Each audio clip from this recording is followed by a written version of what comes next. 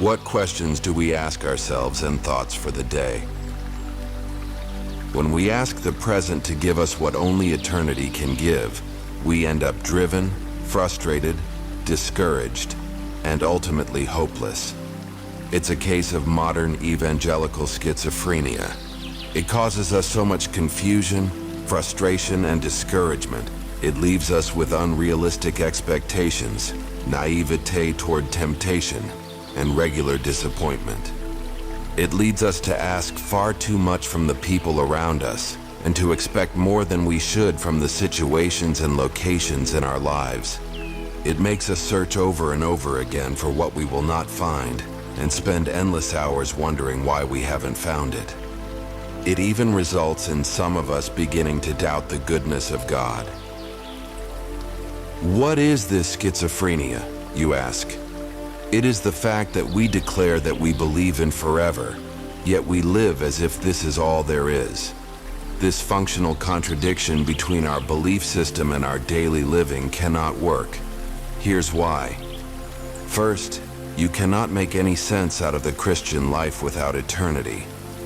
This is the whole argument of 1 Corinthians 15.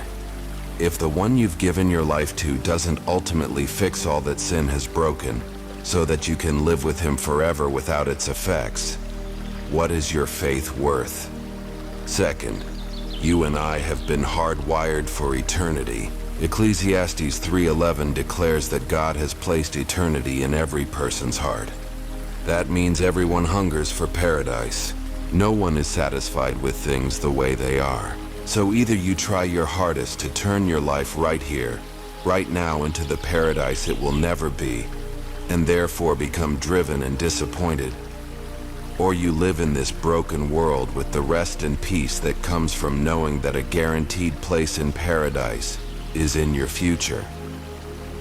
You're sad that things are as broken as they are, so you work to be an agent of change in God's gracious and powerful hands, but you're not anxious or driven.